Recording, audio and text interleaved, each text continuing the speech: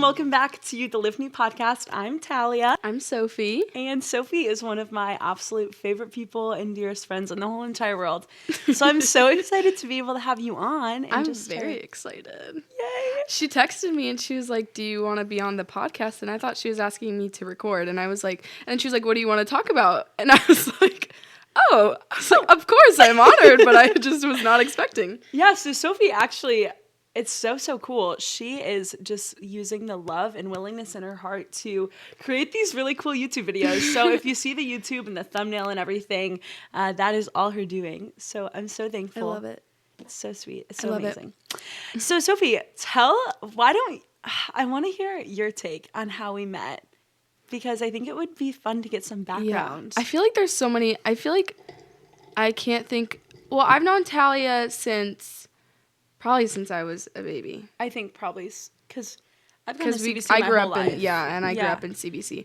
But I can't think of a distinct time from when we were younger that we met, because honestly, I think you hung out with Meg before you started hanging out with me in groups. Yeah, Meg is Sophie's older sister, and she and I was like in 6th grade, I was friends with all the 7th graders.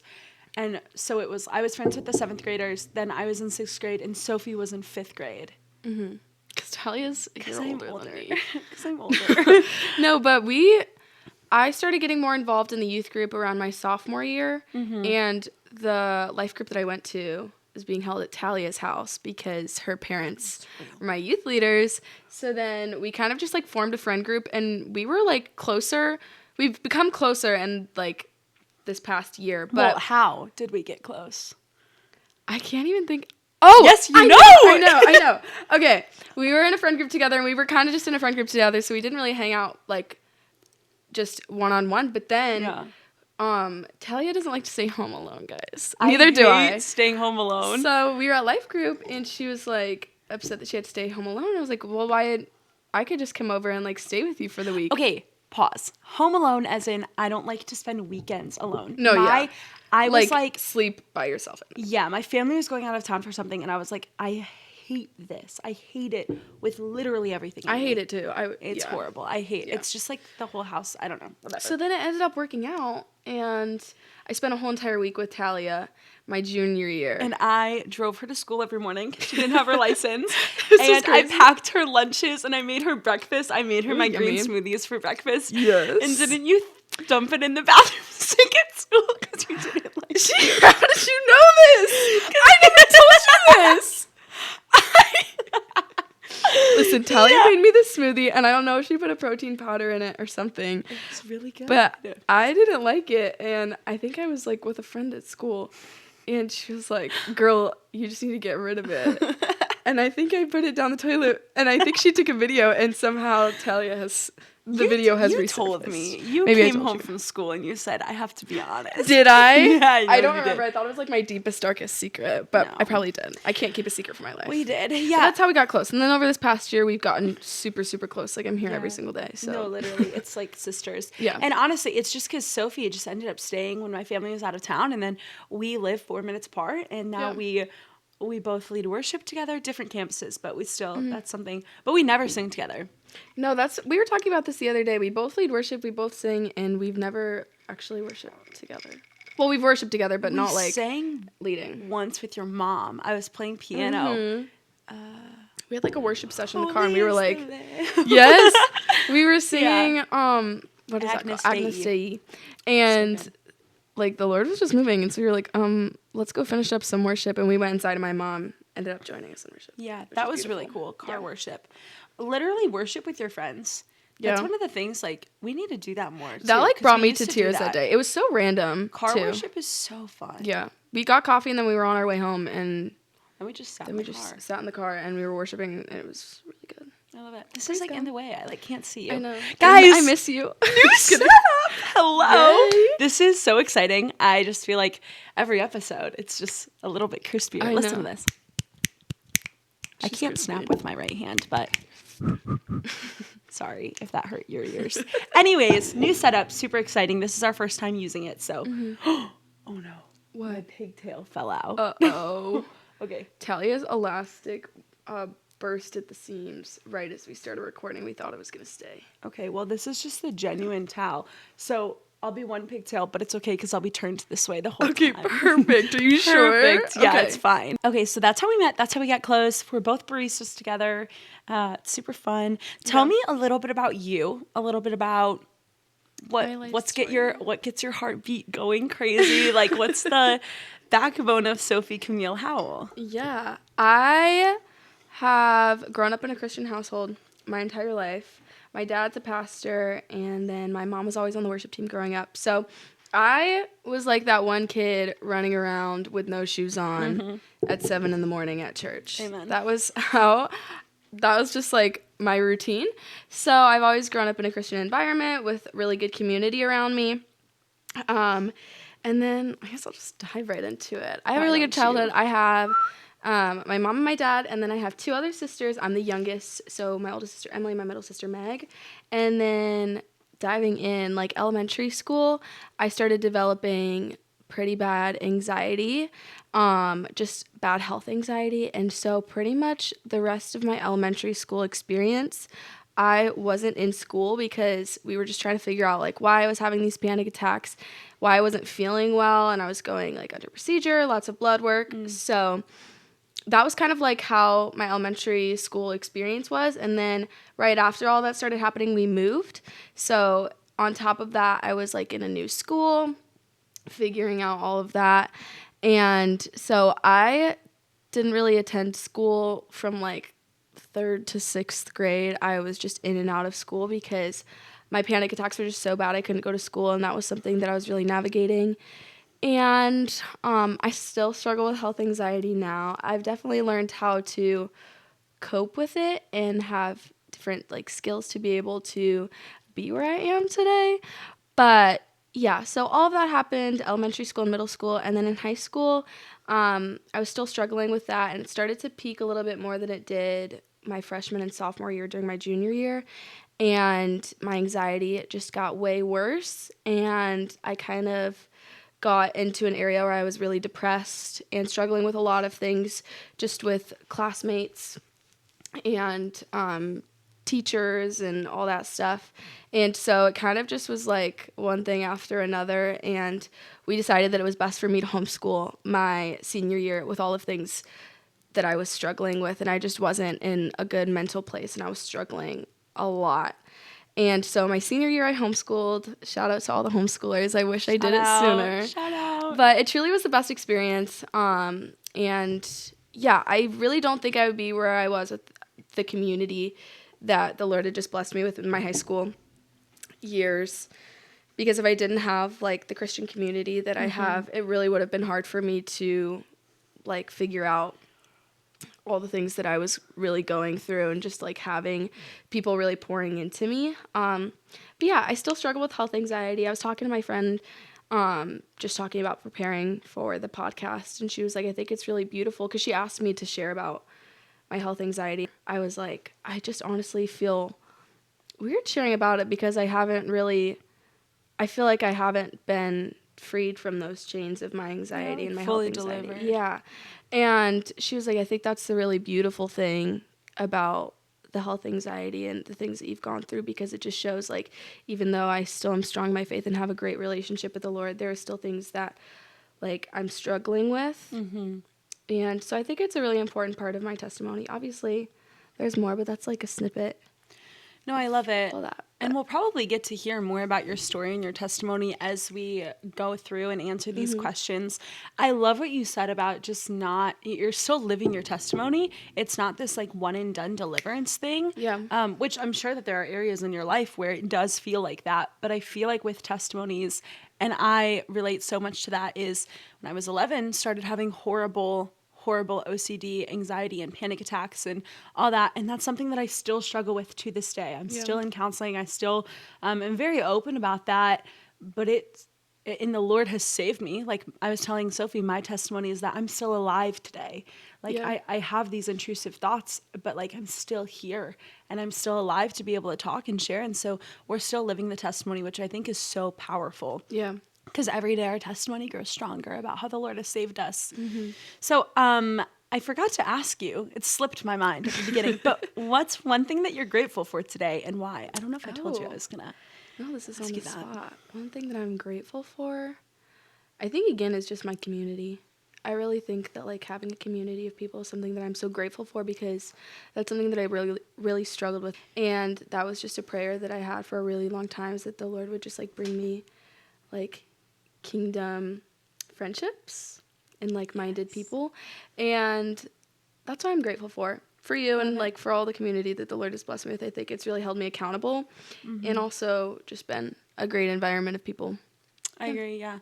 We just got back from a little girls' weekend on a lake house, my goodness, yes. which was so fun. Yes. Yeah, definitely super fun. Some bumps in the way, but it was very fun. I love those group of girls. It was so good. And just that whole weekend, I was reminded of also just like the work that the Lord has done in all of our lives, because there was a reason why we all weren't that close in high school. It was because the Lord was still working out and is still refining us all. But that group, like, it was tricky a little bit in high school, like sophomore and junior year especially. We were all in different friend groups in different places. And And the Lord has just, I think, really refined important parts that are now able to make us all so close. And we were just sitting around and sharing our testimonies from, like, beginning to end, because I don't think we had ever done that. We had heard bits and pieces of each other's testimony and kind of, like, pieced together just in everything. like living. Yeah, but we've never actually, like, sat down with each other and talked about how the Lord has worked in our lives. We called it Lord's Lore. Lord's Lore. You guys should do it with your friends. Honestly, guys, get a group together. Light some candles, drink some coffee. Yeah, the power went out during ours, and Long a story. burglary alarm. Well, we won't get into it We now. won't get into it. But it was crazy. Lord's Lore goes wild. Yeah. I'll just say the devil wants to do anything to get us to not share about the work that the Lord has done. Little does he know, on our way back to Ohio, we finished Lord's Lore in the car. Yeah, we did. Yeah, we did. Take that. Take that. Yep. So anyways, today we're going to be talking a little bit about, I don't know, like, we're talking about Yeah, being girls in our teenage years and how to keep our relationship with the Lord close and steady. yeah, I'm just a girl, you Yeah. know, for the Oh, girls, from For the the girls, girls, yeah. from the girls, for the girls. From the I girls, think for the that's girls. the name of a podcast, though. Oh, But I'll look it up. from the Guys, girls- I think it doesn't matter. I don't think it matters. I think it's perfect. I think it's perfect. From the girls, for the girls.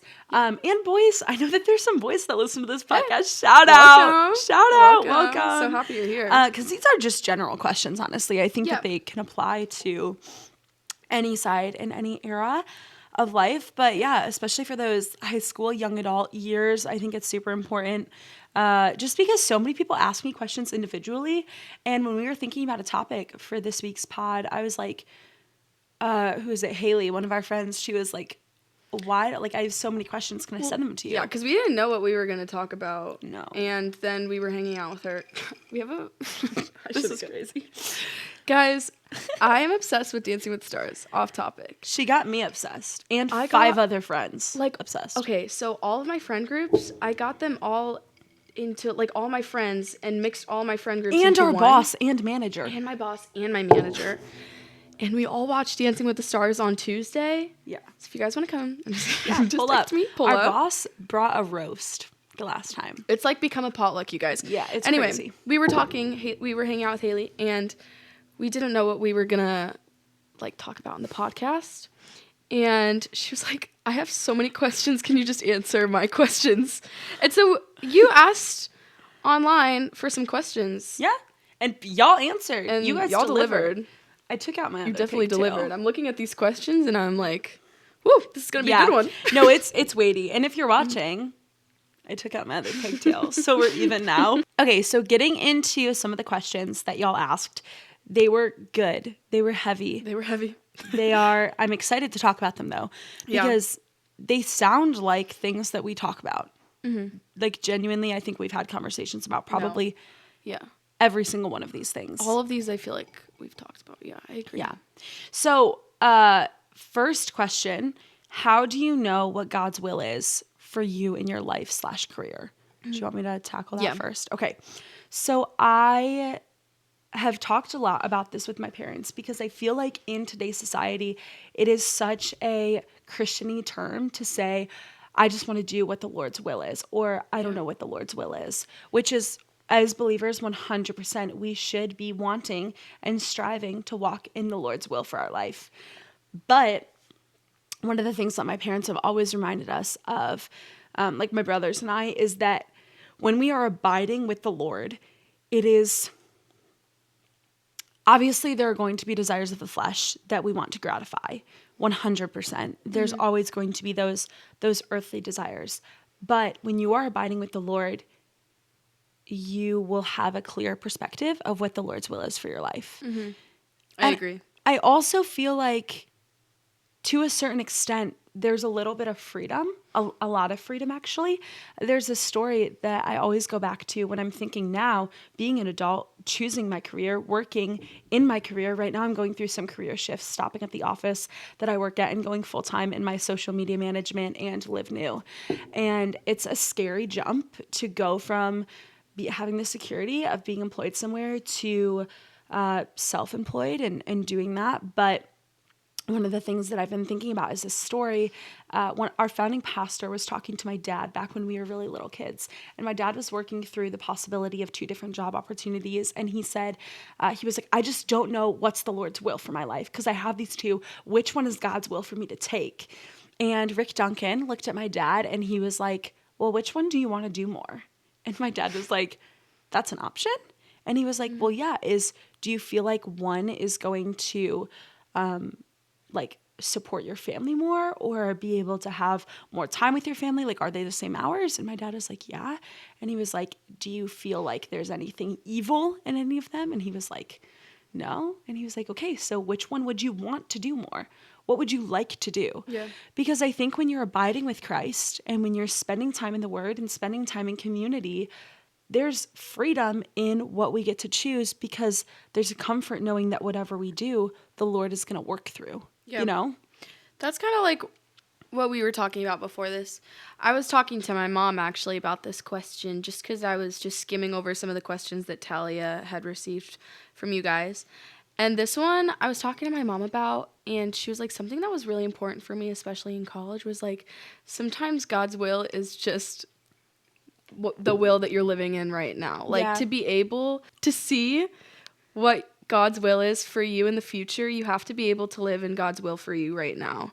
Like, that's the most important thing, is to just, like, focus on right now and what is God calling me to do now. Because I feel like we tend to look more ahead instead of being able to be present and just, like, be present with the Lord now and what his will is for you at the moment. I so agree. That's one thing. My mom was saying that sometimes. I love how this is all just advice from our mothers. We love you, Jen and Joelle. We love you.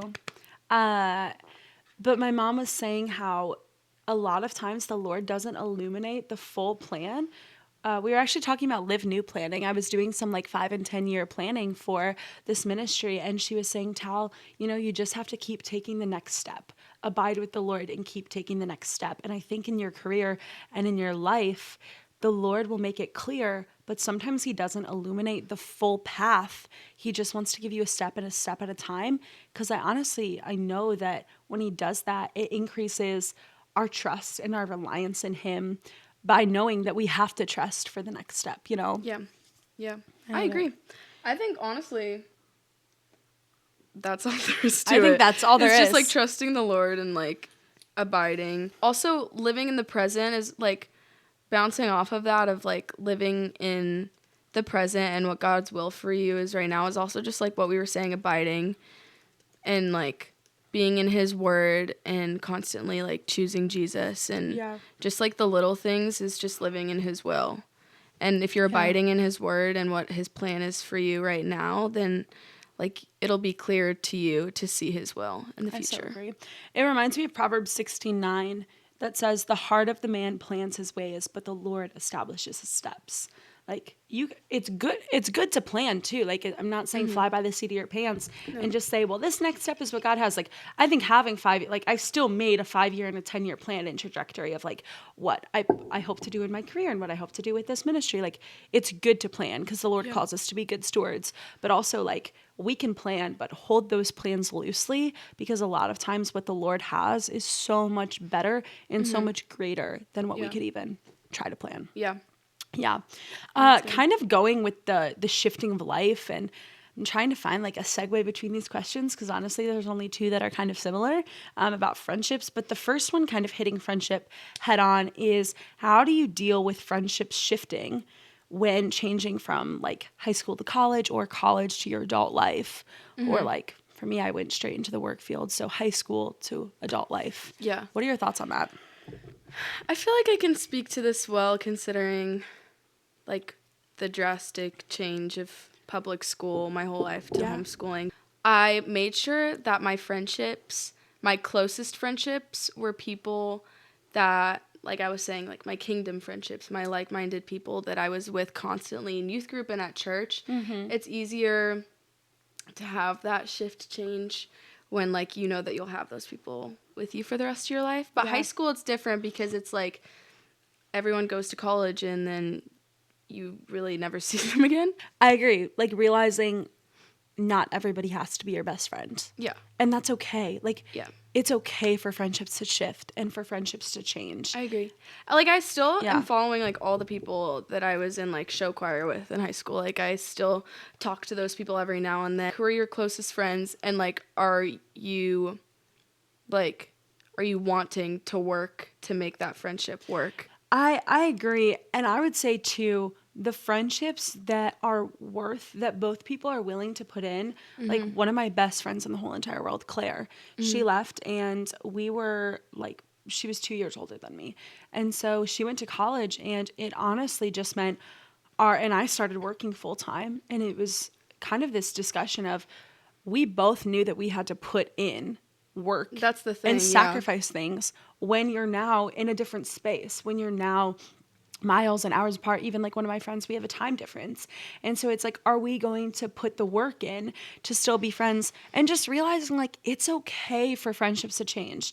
I was just talking with my mom about this, because believe it or not, I'm not going to say her age. She should be mad. At the age of an adult, like, friendships will still change. They don't just shift and change in your teens and 20s. Like, they are always going to be changing. And she has some friendships that have been looking different. And we were just talking about, like, it's so easy to want to cling so tightly to this and to, like, not want to let it go because you're so scared of what it could look like. But honestly, like, there's so much beauty. I have a couple of friendships that look so different than they did when I was in high school. Yeah. But it's like good. It's more healthy than it was in high school. Yeah, I agree. It's more, and it's more fulfilling now that we're both adults and we're both living. And like, one of my friends, we used to talk on the phone multiple times a week, and now we have a catch up on the phone like once a month, once every 2 months, which sounds crazy, but like, we follow each other on socials. We text each other when we're reminded. But like, when you're working full time and when you're in school full time, whatever you might be doing, I think it's a lot of pressure to put on yourself. Like, when you're in high school, yes, you have school, but also there's so much more flexibility to see people and to talk to people all the time. Because you're seeing those people every single day. Yeah. Or even if you're not going to school, like, I know for me, I could just I was homeschooled. And so I took some time, like I would do school from other states and get to visit my friends all the time. But now with work, it's like a little harder. And so just being okay, but also having like open conversations. I don't know. I think friendships shifting, you have to be okay with change and expect change when you're out of high school. That's the one thing you need to start from is like, it's okay for change to happen and realize it's not going to be the same as high school, no matter what. My friendship with Talia, it's not going to be the same as college, too. Yeah. Like, you're never going to be, once you graduate college, you're never going to be living with a group of girls all together, or if you're a guy, hey, a group of guys all together. Like, life looks different when my you're friendship working. with Talia is way different than what it was in high school 2 years ago. Yeah, and in high school. I'm so glad. Yeah, like, sometimes it's good for change to happen, but, like, realize that, like, shifting and changing is okay. And if like shifting and changing does happen and you're further apart from that person, you have to be willing to work for that friendship. It's not going to come easy. Like, I so agree. Especially with distance and things like that. So agree. Like, I just hung out with a friend that I haven't seen in a year, and like I had barely talked to her in a while, and I just saw her the other day and it felt like nothing has ever changed. So sometimes it's okay to like not see each other every single day. I agree. Yeah. I agree. I think that's good. Not shifting gears, but in the same nature of friendships, there was this question, and I'm going to read it because I think it kind of takes the situation. Yeah. Okay. They said, recently I've been having a hard time with friends at school who aren't believers or maybe don't take it as seriously as I do. They're fun people and I do like being friends with them, but I do not agree with the decisions and actions that they make because they go against the word of God. I don't want to stop being friends with them, but they're not bringing me closer to the Lord, so I feel stuck. Any suggestions? And I think this rings true in college and in high school and in work. I struggle with this in work too. Like in the office that I work in, not everyone, like, you're never going to only be surrounded with believers. Yeah. So take a stab. What are your thoughts? Well, again, I was in a public high school environment, so I think like this was true to me in a lot of ways. And I think I probably asked somebody or my mom or someone this question in high school because this was a struggle I went through for a while, is like figuring out friendships and how to balance them well. But I think what I can really say is like, it's still good to have those friends. Like maybe you're that person that is being called to like plant a seed in their life. Yeah. And I don't think we should just completely leave every person that's a non-believer's friendship. I think it's good to still be friends with those people as long as like it's healthy. But I think it's keep your like Christian friendships closer than the people that aren't believing. Yeah, because it's like, how are they going to know if you're not there to be a living example? Yeah, because like part of those friendships too, you want to be pouring into that person and being able to plant a seed, and like you can't be pouring into someone if you're not also being poured into. Yeah. So I think like that was important for me, and I'm still friends with a bunch of people from high school that are non-believers. And some of them have come to know Christ since. And so, like, that's really special, is to, like, be in a friendship where people, like, aren't believing and being able to be the one to plant that seed and, like, see them flourish in their relationship with Jesus. But, yeah, I think it's difficult because it's, like, you want to hang out with that person, but you don't want to be making the same decisions they are. So it's really just, like, you got to make that choice for yourself. It's like, I still want to be friends with that person, but maybe that's taking a step back, not being friends with them, but, like, being the one to not make those decisions with them. And them seeing that can also be a way of being like, them being like, why aren't you doing this with me? Why don't you want to make these decisions? Being like, and then that's another way to plant a seed and be like, this is what I believe in, and I don't feel that this is something that is glorifying to the Lord. But that's just kind of how I took it in high school. And everyone kind of knew at that point, like once I started making those decisions, once I said that kind of stuff, everyone kind of knew. They were like, oh, Sophie loves the Lord. She wouldn't do that. So it's like, you kind of like make that known. And sometimes it can be a joke. Like I get made fun of sometimes. For sure. Like at work. Yeah. Sometimes we'll get flamed because they'll be like at the coffee shop. It's funny because it's very split. I love them. It's so hilarious. Yeah. But they'll make jokes. They're like, they'll be like, oh no, they're Christian. They won't do that. They're Christian. And we're like, oh, like, it's always so funny. Like, I'm like, thank you. And when I get made fun of, sometimes it's like, it stings. It stings, but also I'm like, score. That means I'm living for We're the called Lord. To be set apart. We're called to be aliens. Yeah. Set apart. Set apart. That was Live New. Live New. Set apart. What is it? Live New was that's like second annual conference. Yeah, second annual conference. No, yeah, we're called to be set apart. And so if people are thinking of you differently, like you're going to be hated for making different decisions. And it means you're doing something good if somebody calls it out and be like, I am being set apart from everyone else. Yeah, actually, I am a little weird. No, it's easier said than done now that I'm out of high school. Yeah. And out of that environment. Sure, I run into it a couple of times with like people that like aren't believers that I've worked with in the past or whenever, but people are way less mean. And like people respect you so much more just in the real world. It's crazy. Yeah. Like I have been able to have the most open and honest and vulnerable conversations with some of my coworkers. Yeah. And just like Soph said, it is so okay to have differing beliefs and still be in friendship and relationship with these people. Yeah. Like there is something so special about having conversations. I was talking with one of my friends and coworkers the other day about relationships, and she was like, wow, like all my boyfriends were not as good as yours. That's such a weird way to phrase it. But they were like, where do you find such quality guys? And I was like, yeah, no, like I will say great guys. Church. Yeah. Like they're Christians. Godly I was men. like, honestly, they're just men of God. So the M.O.G. values and men of God can also hear me say this. Men of God can also make mistakes in relationships. Yes. 100,000%. Let's be clear. So can we. And women of God. Yeah. I almost said men of women.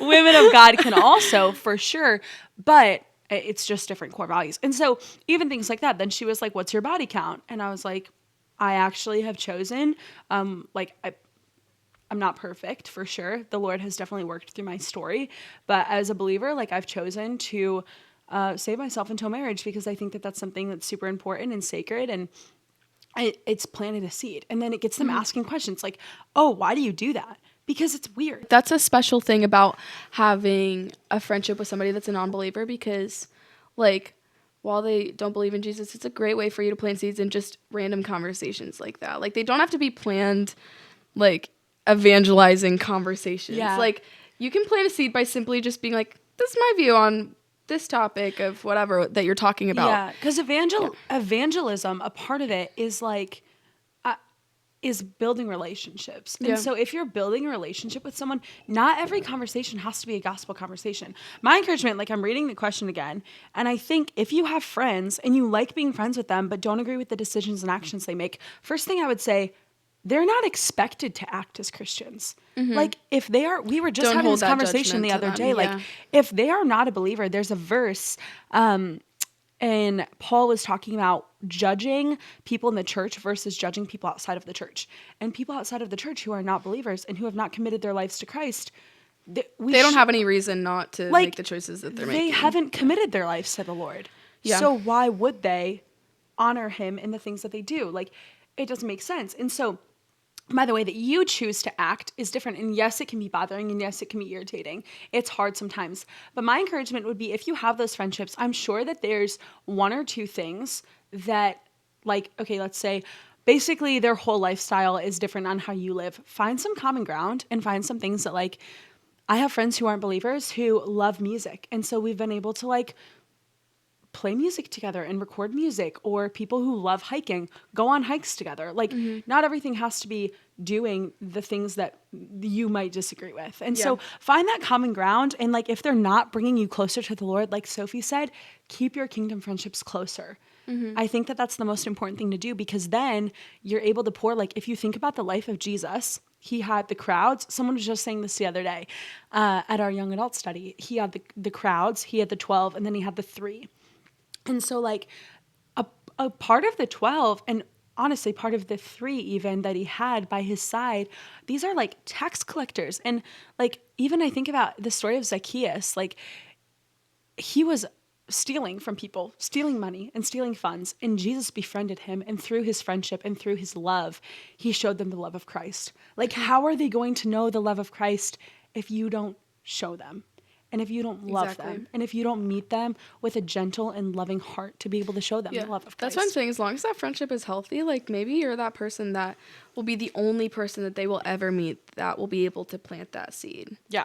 So I love it. I think that's pretty much all I have on that. I agree. I think so. So the next question, shifting gears, this is a question that honestly I think is on a lot of people's minds, but isn't talked about a lot. Especially in today's and we might have hot takes on it, honestly, but it's, what is modesty? Is it just the clothes we wear? And if so, what clothes? Yeah. Do you want me to start? Yeah, do you want to? Sure. Okay. I really think that modesty is the posture of your heart. And it can be to what you're wearing. But really, I just think, like, my take on modesty is, like, if I'm putting something on and I think it could be tempting to another, or if somebody saw me and they wouldn't, like, see me as a reflection of God's love because of something that I'm wearing and it's taking away from that, I think that's when it becomes immodest. And I think as believers, this could be controversial, I think as believers, we shouldn't be causing others to stumble. And if we know that we're causing them to stumble by what we're wearing or what we're doing, then we can take part in that fault.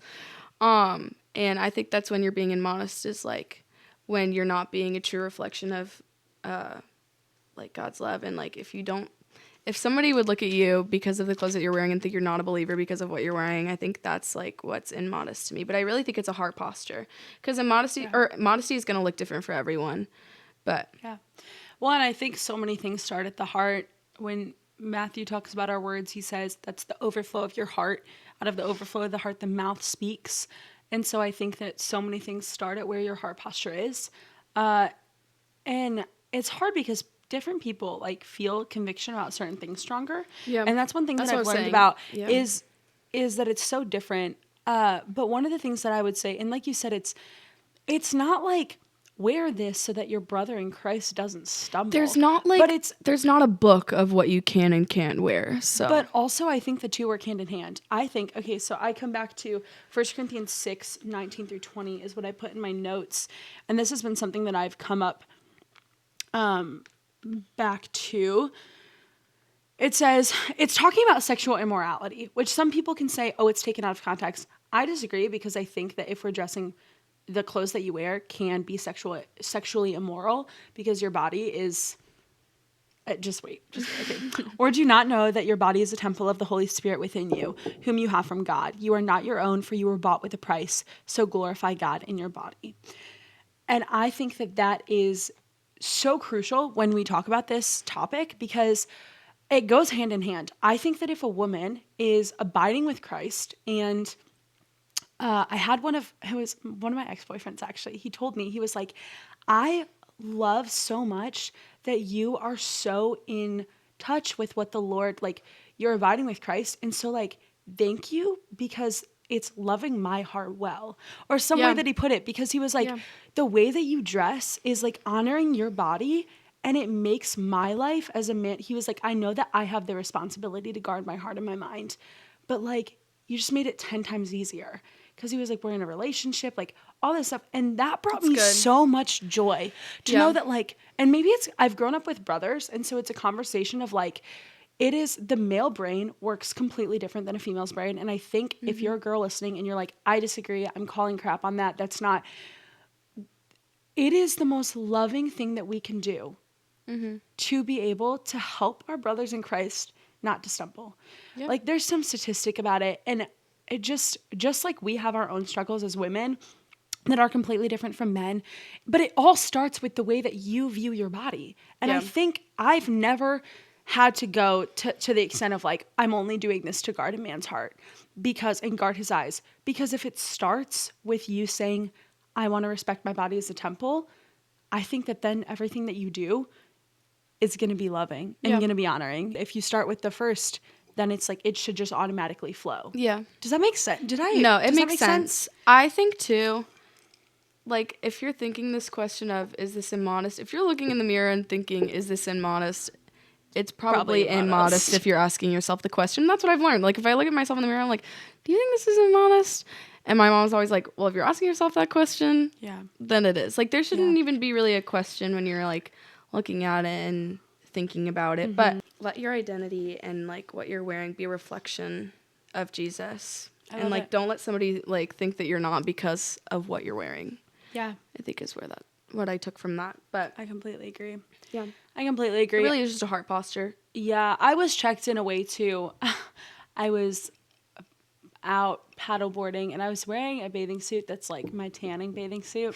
And I ran into some of the elders from my church. And I was like, because I was leaving and I was like, I'm literally probably going to see no one. It was Claire and I at the lake. I was like, I'm going to see no one. It's a random weekday night. Like, it's a work night. We're going paddleboarding and watching the sunset. Like, it's fine.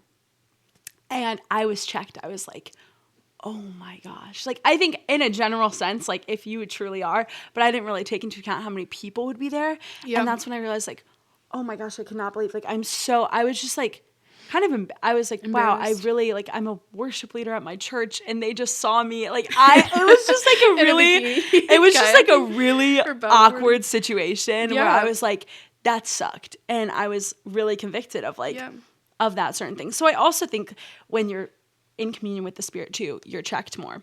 But I think we tackled that and kind of juiced that enough.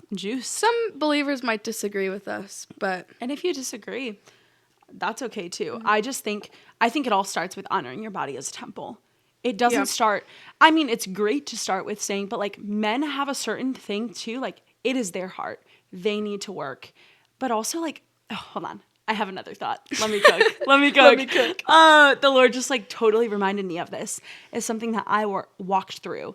Okay, so I think that it's very loving to a brother in Christ as well to be able to help protect. And that starts with honoring your body as a temple. But also, to your sisters in Christ.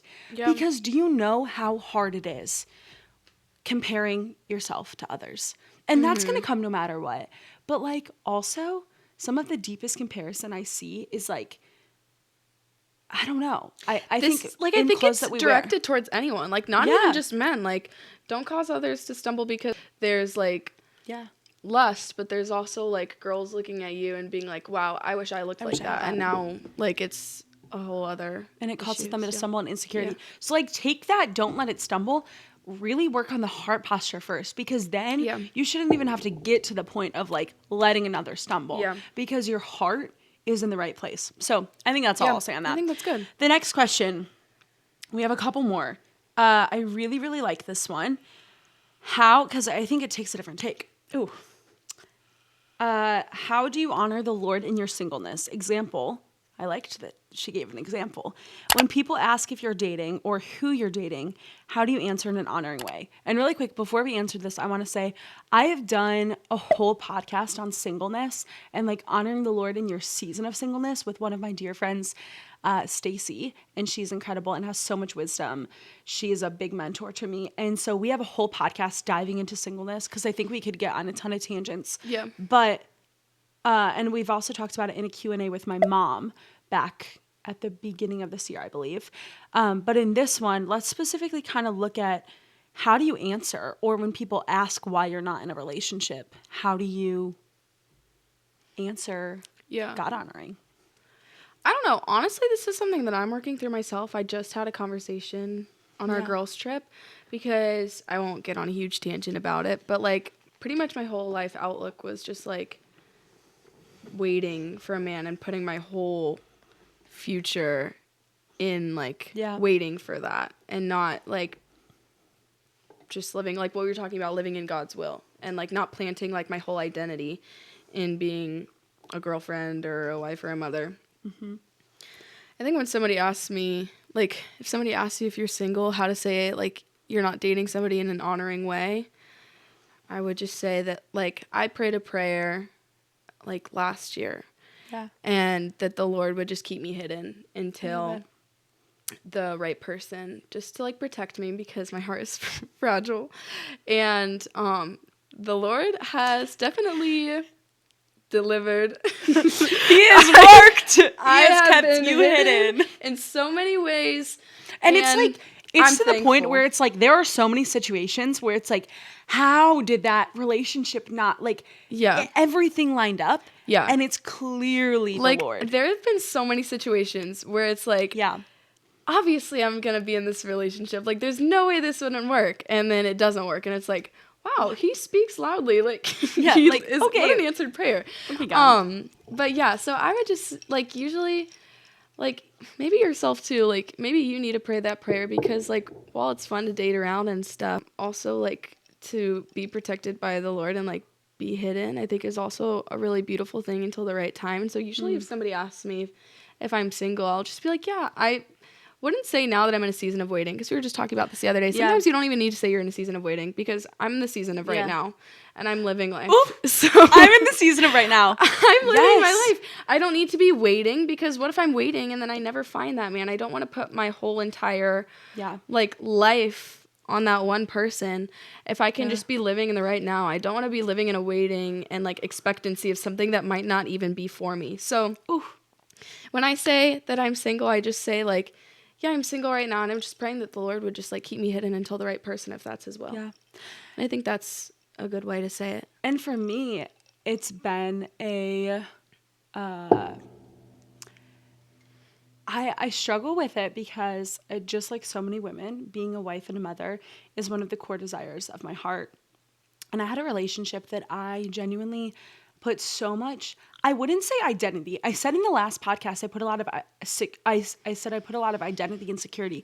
I don't think I put a lot of identity because when the relationship ended, I still knew who I was. Sure, I had like a lot of work to do and confidence and stuff in the Lord, but I put all of my security. Yeah. And like, I didn't even really think what I was going to do for a career because I was like, oh, he and I are going to get married. We had this whole plan right after we graduated. That's what I did, and I wasn't even in a married. Relationship. Yeah. That's so real. That's so real. I put my security in a mystery man. And I'm sorry, that's real. I remember you said that this weekend, and it makes me laugh anytime. But when that relationship ended, I literally remember sitting there just like gobsmacked, looking at the wall, and I was like, what am I going to do with my life? Like, oh, it makes me like want to vomit right now about like, it's real. Thinking about like, what do I do? And I remember working through that. I think my answer now is hard because I want to be able to explain it because I feel like I almost had it. I feel like our plan was so real. It felt so great. And I feel like maybe you're in that where you had a really serious relationship and you feel like you almost had it all. But then it ended. And I think that can also be a difficult thing because for me, when I try to answer that question, I'm like, well, yeah, I'm single now, but like, I try to like explain it away. And this time last year, I was driving home from a trip. I had 9 hours in the car alone. And I was slammed with the realization. Someone asked me, they were like, how are you doing in this waiting season? And I was like, what? Yeah. I was like, I'm not waiting for anything. And I came to the realization, and I think so many people need to hear this. Life does not begin when you get a boyfriend. Life does not begin when you get engaged. Life does not begin when you say I do. Life does not begin when you have your first child or when you buy your first home with your spouse. Life begins when you accept the Lord into your heart and say, here I am, Lord. Do with me what your desire is, and you live your life to honor the Lord. Mm-hmm. Like, that is when your life begins. Yeah. We have this culture that puts, not even in just the Christian culture, in the secular culture, think of like Hallmark movies. It idolizes this idea of marriage and this Hollywood idea of marriage. And yes, marriage is beautiful, but it also comes with a lot of struggles. There's a reason why Paul talks about how it's better to be single because sometimes you can be more effective for the kingdom. Like, I'm able to do things now. I'm so thankful that my plans didn't work and that I'm single now. I would have been married. That's crazy to think about. Yeah. But like, I'm so glad because what I'm doing now, could the Lord have worked through that? 100%. But what I'm doing now is so much more fulfilling than a day spent in that relationship. Yeah. Like, it's just so freeing. And for me, having that heart posture of like, it's not a daily thing. Some days I'm like, oh, I want to be married so bad. But it is so freeing when I answer that question. I just say, no, I'm not in a relationship. No, I'm not seeing anyone. Mm-hmm. Yeah. Because that's it. Like, no, I'm not. Yeah. And I don't think that if they ask, I'll say like, I'll explain, but also like, you are living for the Lord. Mm-hmm. You know, life doesn't begin when you say I do. And that's all I'll say. Yeah. Our friend Reagan, like bouncing off of that when we were talking about this, because guys, I won't lie. Like, I want to be in a relationship. Like, I'm not going to sugarcoat it. Like, oh, don't get me wrong. Same girl. I know. Like, that has been something that's been really difficult for me to work through recently is like, why hasn't there been like someone placed in my life when I like want it so badly? Yeah. And our friend Reagan was talking about like how life starts when you truly like accept Jesus into your heart because having a baby, getting married, going on a date with somebody, those are all like, it might seem fulfilling in the moment, but those are all like not going to fade, but they're not going to fulfill you for There's like always gonna forever. Be the next thing. There's always going to be the next thing. You're always going to want more, but like the only thing that's truly eternally fulfilling is going to be like trusting in Jesus daily and like accepting him into your heart. Mm-hmm. So live in the now. Well, because then it even goes Yeah. back to living God's will. Like, if you're waiting to go on a date. Living in God's will. This is literally what this whole podcast is. Yeah, it literally is. Yeah. Because going on a date, okay, so you go on a date, then you get engaged. Okay, so you get engaged, your wedding's coming, then you get married, then you have your first kid, then you buy your first house together, then. Yeah. And there's always this forward thinking of what's next. Always wanting there's more. Always something next, which is so beautiful and so beautiful. But there is nothing more at the feet of Jesus. Yeah. Like, it's just this constant intimacy with him. And it's, when we spend our life waiting, we miss out on the intimacy that we can have with Jesus. Yeah. And the love. I would also say, like, that's how you answer in a God-honoring way, I think. But also, like, just some encouragement. If you're single right now and thinking, I have so much love to give it to the Lord. Yeah. Like, he created us as relational beings. He created us with so much love. But, like, there's a song, Love Note, by Upper Room, and I love it. Like, we can dine with Jesus. We can just sit and talk with him like we would a love. Yeah. Christians on social media. This is a hot topic, y'all. Let's talk about it. Because I'm on social media too. If you follow me on Instagram, oh, you know how much I love a good story post. Yeah. You know how much I love a dump. Like, I love social media. I'll say off the gate, my job is a social media manager. Like, my whole life is social media and making posts and making content and studying demographics and analytics. Like, I love social media. Mm-hmm. Go. That's not answering the question. Yeah. That's just my initial. It's hard. I have YouTube, so I've stepped back in the past couple of months, and I only go on there every now and then because I think that you have to find a good balance with sharing your life, because sometimes, not oversharing, but sometimes life can begin to be fake on camera, and you can just be doing things just to look good, and it's never, like, I don't know. I think sometimes keeping things personal is okay, and sharing on social media I think is great. I do it all the time. I love Instagram. I love posting on all the platforms. I think it's so fun, and I think it's really creative. I personally, and I know Talia can attest to this too, and every now and then I'll post like a picture of my Bible, but I think it's really important to keep some of your time with Jesus just with Jesus. Yeah. Because I think sometimes, girl, I'm calling out myself too. There have been times where I pulled out my Bible, read a verse, taken a picture, and been like, time with Jesus, and I feel like I just did it to take a picture of it. And I could probably, other influencers, I'm not saying I'm an influencer, but I'm saying other influencers that are pretty popular online could say that they've done the same thing, and I'm not proud of it, but like, it really is like, if you're going to share your life on social media, share your real life on social media, and don't just like take out your Bible just to look good in front of others.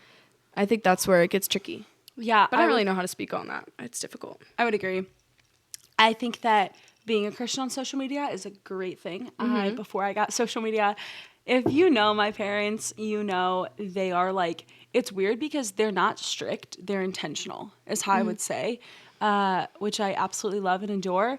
But they made me read this book, The Ruthless Elimination of Hurry, when I was 14 or 15 in order to get Instagram and to be on social media. And I was just telling Beckett yesterday, my little brother, I was just saying I'm so thankful that they did, because I feel like it really put into perspective how to use social media. I think of Matthew 16, verse 13. Matthew 5, verse 13. It says, "You are the salt of the earth, but if the salt has lost its taste, how then shall its saltiness be restored? It is no longer good for anything except to be thrown out and trampled under people's feet. You are the light of the world, a city that cannot be hidden." And then it says in verse 16, "In the same way, let your light shine before others so that they may see your good works and give glory to the Father who is in heaven." So I think there's a couple things that I would say there. Being a Christian on social media is interesting because I think that it really impacts the way that we live. I love posting, but a big thing for me has been it puts your life on a spotlight too. Like if people are posting and tagging you in things, it really shows the way that you live your life. And so it can be a big conviction to say, has my salt lost its saltiness? Am I living, if I'm the salt of the world, salt and light as we're told to be, am I actually living as a believer, and is my life reflecting that? But also, you don't want to put on a show. And I think that's the important thing is like, I was recently going through something of like, I don't want to, I would always post pictures of my Bible. I still love, I love writing and calligraphy. I love taking notes and stuff. Yeah, and so I still post pictures of my Bible I will every now do. and then. Yeah, like I love it. But I think one thing was keeping a lot of time hidden from the Lord. From keeping a lot of time hidden from like straight up social media and posting about it, because you don't have to. And my thing was, and I did this with working out too, I felt like I needed to post every single time I was in the gym and do like a gym post, because I was like, how are people going to know I'm a Christian? How are people going to know that I love working out if I'm not posting about it? But the truth is, like, in the same way I realized with physical fitness is the same with our heart. We don't need to be posting about it. If we are actually abiding with the Lord and spending time with him and with his people, that will come out in the way that we live our lives. Yeah. And the way that we live our lives will be as the salt and light. Yeah. And I think that it's Instagram and Facebook and YouTube and TikTok and all of these social media platforms are such a dark place. But like this, I think it's great to post. Like, this is like, yeah. this is on those. Like Live New it went from however many, I think there were like 200 followers to over 1,000 from one podcast TikTok post. Praise the Lord. Like social media it can be either used as a crowbar or a hammer, is how I've heard it said. It can be used to pry and to be used as a tool, or it can be used to slam and used for negative. Use it as a tool, as a pry bar, as something that is going to bring glory to the Lord. Yeah. I think that's like super good. I think you shouldn't have to, like what you were saying, that's what I've learned is like it's okay to keep my time with the Lord private and every now and then post a picture. And if I'm gonna post a picture, I usually wait until after I have my time with the Lord and I leave my phone away. If I can, like if I need to have it with me, if I'm like looking up Enduring Word Bible Commentary, guys. Enduring Word Bible. My Blue Letter favorite. Bible Commentary is my jam. Yes. But I think it's okay, like, to post that, but if it's really making you feel like you're posting it just for show or to prove yourself in some sort of way, that's when I stopped posting it as often, because I realized I was posting it because I felt like I had to prove something to others. But I think, like, a quote that I really, really like is, love others so radically that they wonder why. So you shouldn't even have to, like, prove yourself. You're loving others with the love of Jesus, that, like, they shouldn't even have to think once or, like, think twice about if you're a believer or not, or like what you truly believe in. And so, yeah, I think it's honestly like, while social media can be super fake or like a dark place, I think it's also one of the greatest ways to plant seeds. I agree. In the generation that we're living in. That's where a lot of, like, everybody's on social media these days. And so, like, that's a really good way to get to people, because not everybody's going to go to church to hear that really good sermon from a pastor. So it's like, and they're not going to have, maybe some of those people aren't going to have community with believers in it. And so I think social media is a really good way to reach out to people. But it has its pros and cons. Yeah. And I mean, I think that I have a lot of friends from different stages of life and that aren't believers that follow me on social media. And so when I post things then about the Lord, it's great, because I'm not trying to like use my social media 24/7 to like only post about God. Like, I think that there's so much beauty in the world that you do not have to always just post about God. Like, I love posting about the food that I make, and like I love posting about the food that I make and the workouts that I do and going on hikes and traveling, like, and there's so much beauty in that all has its root in the Lord. And so I think that then it keeps, like, I have so many friends who aren't believers, so then like they can be encouraged too when I do post things about the Lord. But that way it's not just like kind of coming off as a hammer of like everything is about God in it, like straight off the bat. Does that make sense? Like everything has the root of that, but then you don't want to make people feel like less than or ashamed or like they can't follow you because they don't relate in that way. I had a friend I'm still super close with, who I see pretty often, but she believes in the Lord, but she's not really like following the Lord on the daily, and she's still kind of like figuring out like where she stands in that. And I think she said to me one time, she was like, just seeing the way that you post on social media, she was like, you seem so happy. Not saying that like life is peaches and cream when you're like in relationship with the Lord, but she was coming like, out in you, peaches and cream. Peaches and cream. I think it's like the joy of the Lord is like what really shines through. And so like I post about Jesus, but I also just post like random things on my Instagram, and not all of the captions. She mostly just reposts from me. Yeah, literally plagiarism. It's so funny. No, but like a lot of my posts are just like me with friends and like me being so really happy. fun. And I don't have to put a Bible verse in my caption to prove to others that I'm Christian. And that was like really cool to hear by saying like just the joy that I see on your page. Like I want to follow Jesus because I see the joy that you have and like the friendships that you have that come like from following Jesus, or just like showing your regular daily life and like you've got that Jesus glow. Yeah, girl. Yeah, that Jesus glow. Yeah, and that's what pull people in, because here's the thing, our generation wants to be happy. Like we don't want to be sad. So it's like people are going to pull at anything that they see joy from, and if they see joy from believers, that's going to draw people in. Like yeah. Everybody wants to be joyful. Like nobody wants to be sad. We're so just on a constant pursuit of joy. That's what this world is a constant pursuit of fulfillment and purpose and joy. And that's what you have in Christ. That's what our world yearns for. Like, and they just don't realize. Exactly. So there were a couple more questions that we're just not able to get through because we've been talking for an hour. We've been yapping. Actually. So this is exactly what I knew would happen. I was like, Sophie, we're just going to talk the whole time. Like, well, duh, it's a podcast. Yeah. We'll forget that there's a camera here, that honestly, there's mics. I forget that I have to look here. Yeah. Anyways, there's a couple more questions. I'm sure there's a question about how to spend time in the Word. If you're wondering this, I have a couple different podcasts where I talk about this a lot on like ways to spend time in the Word and how to and the importance of it. Now I'm going to go ahead and sift through. They're more like Q&A podcasts like this. And so I'll find it. But yeah, I mean, I think we hit everything. And if you guys have any further questions on our answers too, I would love to be able to talk. Obviously, we don't know everything. Yeah. We are just a couple gals trying to honor the Lord in what we do. And so that's what we've learned through our experiences. Yeah, I think that's all. What were you sipping today? Why don't you give a little before we go? I was sipping an iced pistachio latte with oat milk. I love pistachio. And if there was coconut syrup here at Tal's house, I would put coconut in here too. That's my go-to order, pistachio and coconut. Soph's is pistachio and coconut with oat milk, not almond because she's allergic. What's mine? Yours? Not what I'm drinking now. What's my go-to? Yours is pistachio hazelnut. Maybe with white chocolate.